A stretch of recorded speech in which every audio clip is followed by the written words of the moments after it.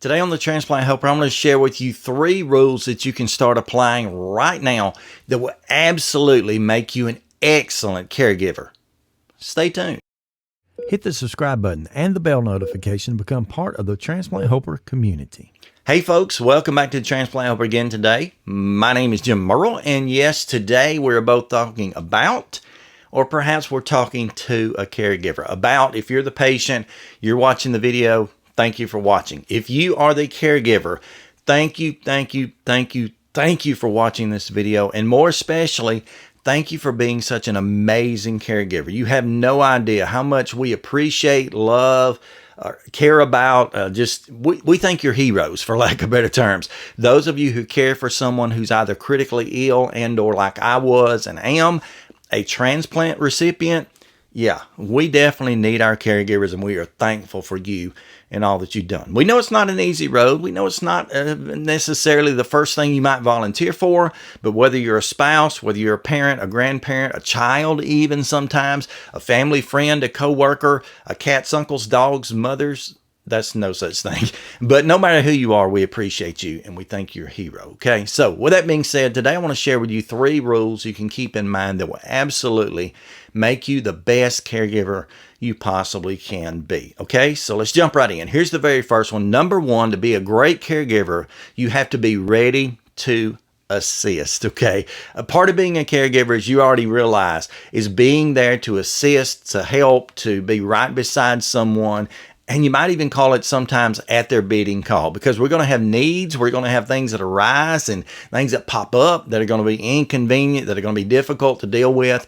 And by you being there to assist pretty much at the snap of a finger or in an instant means so much to us, because particularly when you're early on in some critically ill situation, say a cancer or some other type of disease, or if you're in failure of some point or just post-transplant, we never can know. We never can really control what's going on in our lives, and things may get really hectic at times. Then they may back off and get a little easier.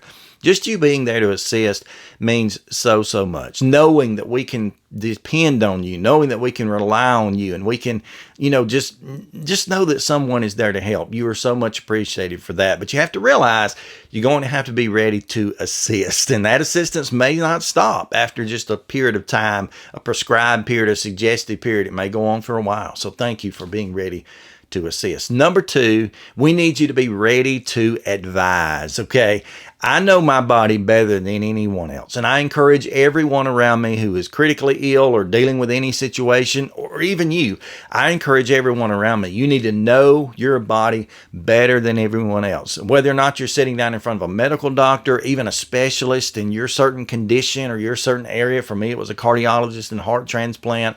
Even if you're sitting down with a professional, they know a lot about a lot of people. They know a lot about a lot of books, but they don't know your body as well as you do. You know how you feel, how you're supposed to feel. You know what is typical, what is normal. You know what your vitals ought to be, your blood pressure, your heart rate, your weight. You just know all of those things, and you know when something doesn't feel right inside of you. But even with that being said, if you're going to be a great caregiver, you're going to have to know something about us as well, so that when we sit down and have a discussion with you, a little talk, and we need some advice, you can assist, and you're not assisting blindly without having a clue, as we might say. You're aware of our bodies as well, and you've watched us, and you've observed us, and you've taken care of us already. Again, thanks for that.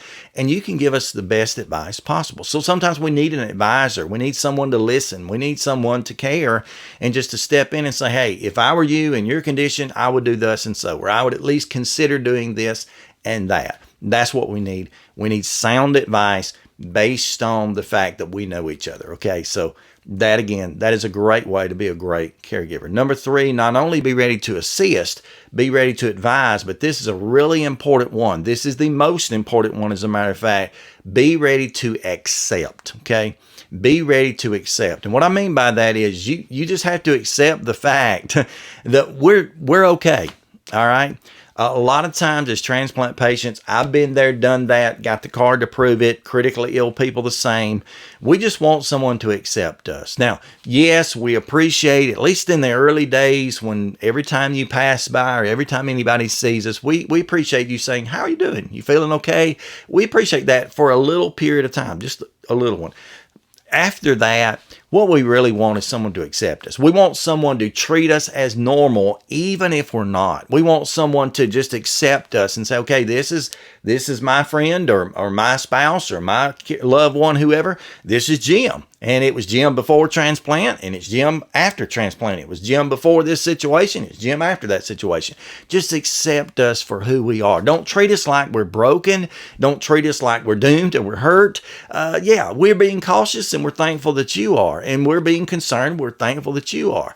But just accept us for who we are. That's what we need more than anything. We need someone in our lives, if it not be no one else but you, someone in our lives just to accept us and to treat us like we're normal, and to treat us, don't treat us like we're broken. Just treat us like a friend. Treat us like the loved one we've always been. Treat us just the way you would love to be treated. That's really the three things I can think of right off that will make you a better caregiver. Be ready to assist, be ready to advise, and certainly be ready to accept. This has helped you out in any way, please give a thumbs up to the video. That actually helps me to be motivated to make content like this. Lets me know what type of content you want to see. And again, if you're a caregiver who watched this, you're going to let your patient know that you are ready to be good and ready to be the best to help them out. All of you who are watching, please stay stronger, friends.